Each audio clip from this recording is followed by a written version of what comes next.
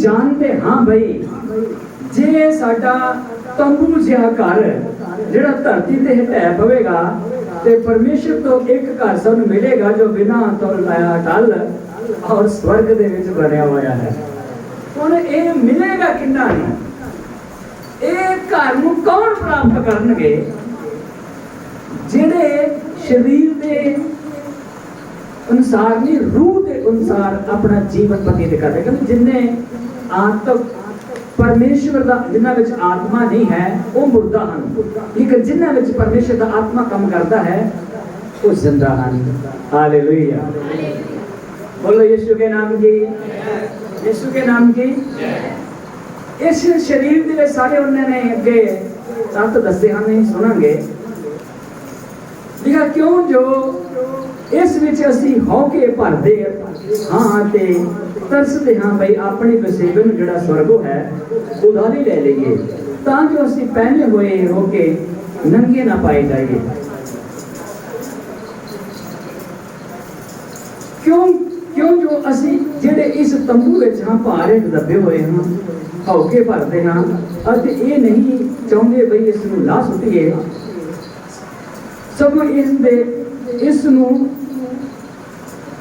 उधाले ले लईए जिहड़े मरणहार जीवन नाल भख लिया जाए।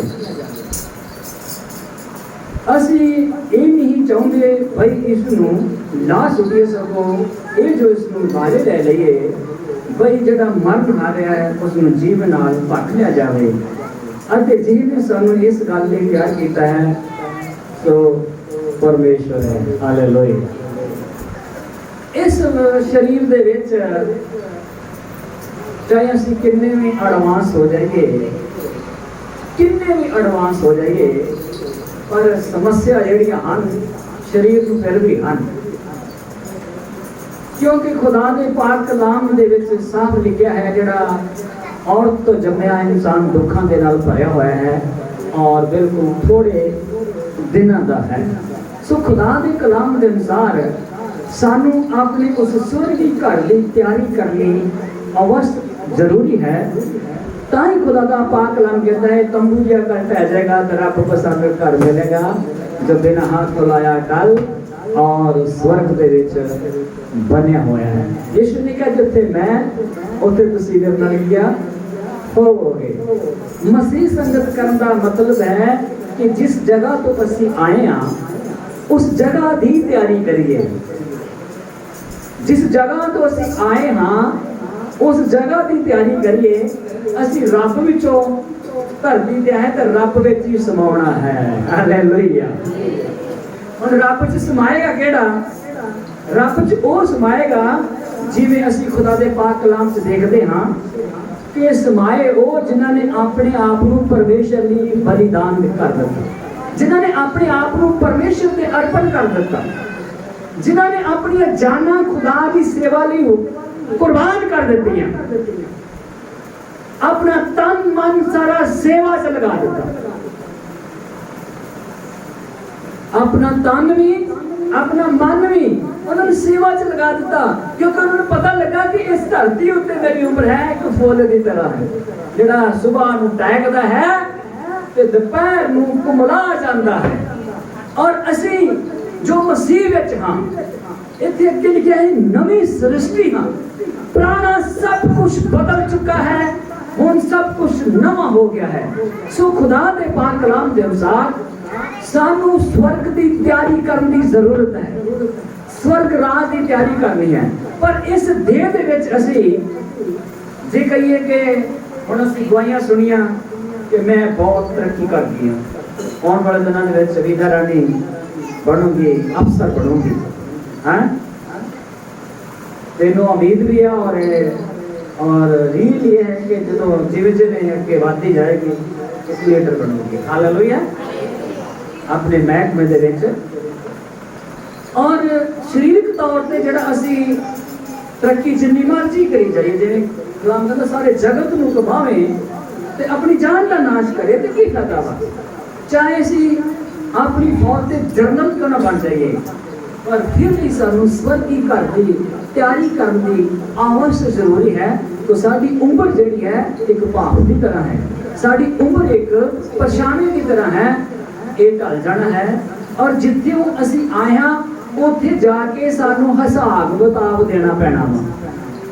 इत्थे हिसाब किताब नहीं खत्म हो जाना, उत्थे भी हिसाब किताब देना पैना वा। उपदेशक कहंदा मैं हर एक गल का न्याय करना वा, चाहे चंगी होवे चाहे माड़ी होवे, मैं एक गल का न्याय करूंगा। हुण न्याय के सामने कौन खड़ोणगे?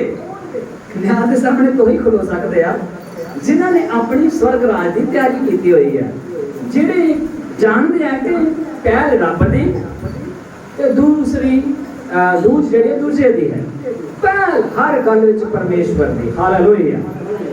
इस शरीर दे विच मैं सुनाऊंगा पढ़ लिख के, मतलब जे तुसीं कहो कि असीं नौकरी लै जांगे, बड़ा वधिया विआह हो जाऊगा, समस्या घट जाणगीआं, धरती ते तुहाडीआं समस्या खत्म नहीं होणीआं। इत्थे लिखिआ सो असीं सदा हौसला रखदे हां बई जिन्ना चिर देह दे घर विच हां उन्ना चिर असीं प्रभु तो विछड़े होए हां।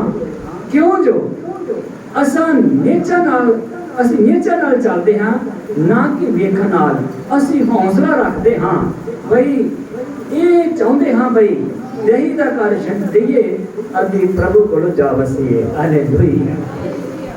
हुण इधर जिहड़ा ध्यान है वो किन्ना लोकां दा है जिन्हां नूं इस खुदा दे कलाम दी समझ आ चुकी है कि यीशु मसीह जगत दा चानण है, यीशु मसीह जीवन दी रोटी है, ते जिहड़ा न्याय करना है मनुख दा वो भी यीशु ने करना है। कहंदे क्या जमीन आसमान दा इख्तियार सारा मैनू दिता गया है। जमीन दे उदा इख्तियार है, हेठले पताल च उदा इख्तियार है और स्वर्ग दे विच उदा इख्तियार है। मैं कहंदा तोलूंगा जिवें तकड़ी विच दाने तोली दे ने इस तरह तोलना। जिहड़ा तोल च घट निकलिया वो मेरे राज विच प्रवेश नहीं कर सकदा। सो सानू नजात मिल चुकी है, मुक्ति मिल चुकी है। बहुत लोगों को ये नहीं समझ लगती कि मैं आज़ादी आज़ाद हो गया हाँ, हुण मैं गुलामी के जुड़े तो बिल्कुल रहत हो गया हाँ, तो हुण मैं आज़ाद हो चुका हाँ, तो मेरा फर्ज बनता है मैं अपने भाइयों को भी आज़ाद करा, मैं अपनी भैनों को भी आज़ाद करा। और ये काम कितना होएगा? ये काम जब असीं एक जान एक मत हो जावांगे। हालेलुया। जब असीं एक जान एक मत हो जावांगे, क्योंकि असीं अपने बच्चों को नरक विच नहीं सुटना, असीं अपने बच्चों को किराए नहीं पाउणा, असीं अपने रिश्तेदारों को किराए नहीं पाउणा, असीं उन्हां नूं भी कोशिश करनी है क्यों भी जिथे असीं स्वर्ग विच आनंद मानना है वो भी साडे नाल स्वर्ग दे विच आनंद मानना। हालेलुया। क्योंकि खुदा ने आप ही वादा किया है तू बच तेरा घराना बचाया जाएगा। खुदा ने साडे नाल बहुत बहुत बड़े बड़े वादे किए हैं, वो अपने वादों को पूरा करने लई समर्थी परमेश्वर है। हालेलुया। बोलो यीशु मसीह के नाम की हालेलुया। सो साडा जो फर्ज है असी बुल्ला ना आदर करने वाले नहीं बनना, बुल्ला ना आदर करने वाले नहीं बनना। बाइबल पढ़नी है, बाइबल को समझना है।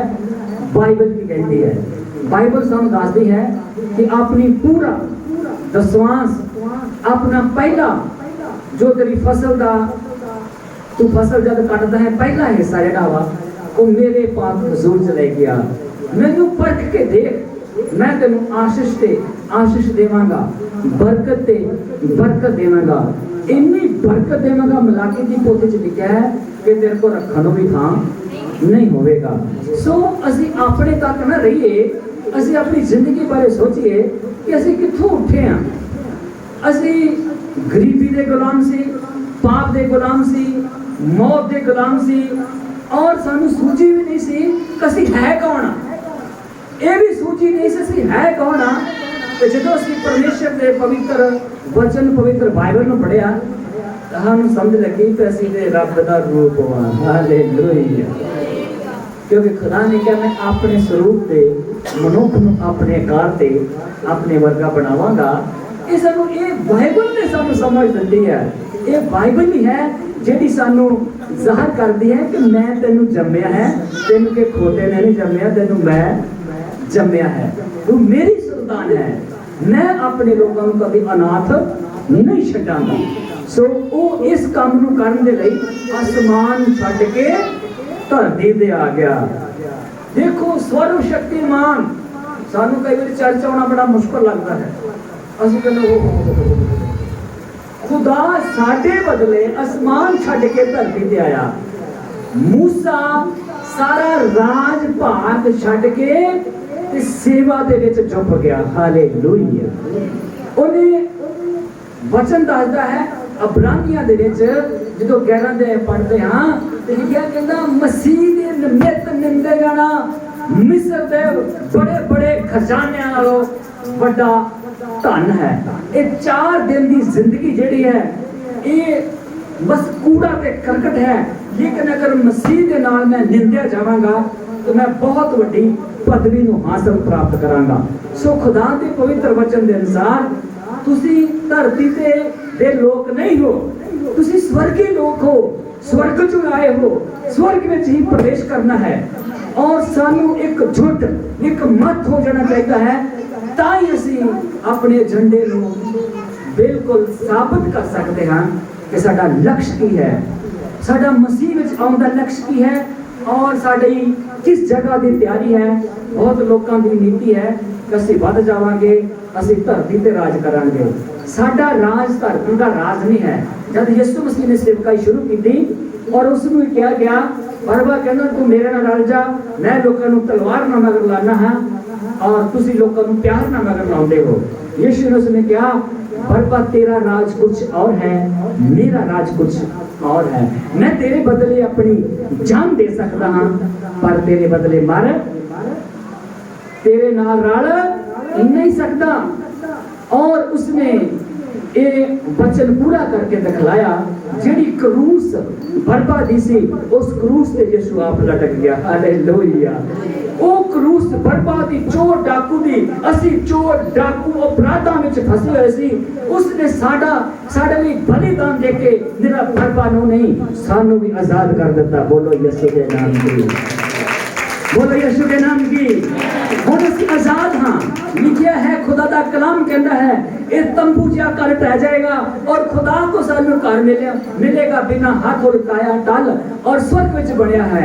ये सिर्फ मसीह लोगों को पता है कि असी एक स्वर्ग राज की तैयारी कर रहे हैं और उस जगह पे असी सानू जगह प्राप्त हो जाएगी, क्योंकि इस धरती उत्ते होके पड़दे हां, बड़े असी परेशान हां। हर रोज साढ़े ते कोई ना कोई बोझ दिख जाता है, लेकिन एक दिन असी इस पे फतेह पाके परमेश्वर को आशीष प्राप्त करांगे। हालेलुया। सो खुदा दे इस कार्य ਨੂੰ ਕਰਨ ਦੇ ਲਈ ਆਪਣਾ ਤਨ ਮਨ ਪਰਮੇਸ਼ਰ ਦੀ ਸੇਵਾ ਚ ਲਾ ਦਿਓ ਔਰ ਪਰਮੇਸ਼ਰ ਦੇ ਸ਼ਬਦ ਨੂੰ ਕਦੀ ਨਾ ਭੁੱਲੋ ਔਰ ਆਪਣਾ ਸਮਾਂ ਜ਼ਰੂਰ ਪਰਮੇਸ਼ਰ ਦੇ ਸ਼ਬਦ ਦੇ ਵਿੱਚ ਉਹਦੇ ਸ਼ਬਦ ਨੂੰ ਯਾਦ ਰੱਖਦੇ ਹੋਏ ਉਹਦੀ ਹਜ਼ੂਰੀ ਜਾਓ, ਤਾਂ ਜੋ ਤੁਸੀਂ ਬਹੁਤ ਸਾਰਾ ਗਿਆਨ ਸਿੱਖ ਕੇ ਆਪਣੇ ਬਹੁਤ ਸਾਰੇ ਭੈਣ ਭਰਾਵਾਂ ਨੂੰ ਬਚਾ ਕੇ ਸਵਰਗ ਰਾਜ ਦੀ ਤਿਆਰੀ ਕਰਵਾ ਸਕੋ। ਹਾਲੇਲੂਇਆ। ਇੱਥੇ ਲਿਖਿਆ ਹੈ 16ਵੀਂ ਆਇਤ ਵਿੱਚ, ਸੋ ਅਸੀਂ ਹੁਣ ਤੋਂ ਕਿਸੇ ਨੂੰ ਸਰੀਰ ਦੇ ਅਨੁਸਾਰ ਨਹੀਂ ਸਿਆਣਦੇ, ਭਾਵੇਂ ਅਸੀਂ ਮਸੀਹ ਨੂੰ ਸਰੀਰ ਦੇ ਅਨੁਸਾਰ ਜਾਣਿਆ ਹੈ, ਪਰ ਹੁਣ ਉਸੇ ਤਰ੍ਹਾਂ ਉਹਨੂੰ ਫਿਰ ਨਹੀਂ ਜਾਣਦੇ। ਸੋ ਜੇ ਕੋਈ ਮਸੀਹ ਵਿੱਚ ਹੈ ਤੇ ਨਵੀਂ ਸ੍ਰਿਸ਼ਟੀ ਹੈ। ਹਾਲੇਲੂਇਆ। ਜੇ ਕੋਈ ਮਸੀਹ ਵਿੱਚ ਹੈ तो नवी सृष्टि है, पुराना सब कुछ खत्म हो चुका है, हुण असी नवे हां। सो जे कोई मसीह विच है तो वो नवी सृष्टि है, पुरानियां गल्लां बीत गईयां, देखो नवीआं हो गईयां हन, पर सारियां गल्लां परमेश्वर तो हन, जिन्हें मसीह दे राहीं सानू अपने नाल मिला लिया अते मिलाप दी सेवकाई सानू दिती। अर्थात परमेश्वर मसीह विच हो के जगत नू अपने नाल मिलाया, जगत नू अपने नाल मिलाया रहा सी अते उहने अपराधों का लेखा नहीं सी करता ਅਤੇ उसने मेल मिलाप का वचन सानू सौंप दिता। ਅਸੀਂ ਮਸੀਹ ਦੇ ਏਲਚੀ ਹਾਂ ਬਈ ਜਦੋਂ ਮਸੀਹ ਸਾਡੇ ਰਾਹੀਂ ਮਿਹਨਤ ਕਰਦਾ ਹੈ ਸੋ ਅਸੀਂ ਮਸੀਹ ਵੱਲੋਂ ਬੇਨਤੀ ਕਰਦੇ ਹਾਂ ਜੋ ਤੁਸੀਂ ਪਰਮੇਸ਼ਰ ਨਾਲ ਮਿਲਾਪ ਕਰੋ ਕਰ ਲਵੋ। ਉਹਨੇ ਉਸ ਨੂੰ ਜਿਹੜਾ ਪਾਪ ਦਾ ਜਾਣੂ ਨਹੀਂ ਸੀ ਸਾਡੇ ਖਾਤਰ ਪਾਪੀ ਠਹਿਰਾਇਆ ਤਾਂ ਜੋ ਅਸੀਂ ਉਸ ਵਿੱਚ ਹੋ ਕੇ परमेश्वर का धर्म बन जाइए। हालेलुया। मसीह विच हो के असी परमेश्वर का धर्म बन जाते हाँ और इस धर्म दे विच इन्ने मजबूत हो जाइए, इन्ने मजबूत हो जाइए कोई सानू इस धर्म को दूर ना कर सके। हालेलुया। क्योंकि ये धर्म एक स्वर्ग राज का धर्म है। जिस धर्म ने स्वर्ग राज विच प्रवेश करना है। ये धर्म धरती का धर्म नहीं है, ये धर्म है स्वर्गी धर्म। हालेलुया। सानू पता होना चाहिए कि मेरा धर्म केड़ा है, स्वर्गी धर्म है और उस धर्म दे विच असीं प्रवेश करना है। इत्थे सानू बड़े तरीके नाल मतलब लोग टॉर्चर करनगे लेकिन ये भी एक ठहराया होया है कि तुहानू मेरे नाम के कारण लोग तुहानू गोलियां मारनगे, हर गल झूठ मूठ लावणगे। आनंद हो, खुशी करो, तुहाडा फल किथे है? बोलो उच्ची आवाज़ में बोलो किथे है? किथे है? तुहाडा फल किथे है? स्वर्ग दे विच। खुदा तुहानू आशीष देवे। आमीन।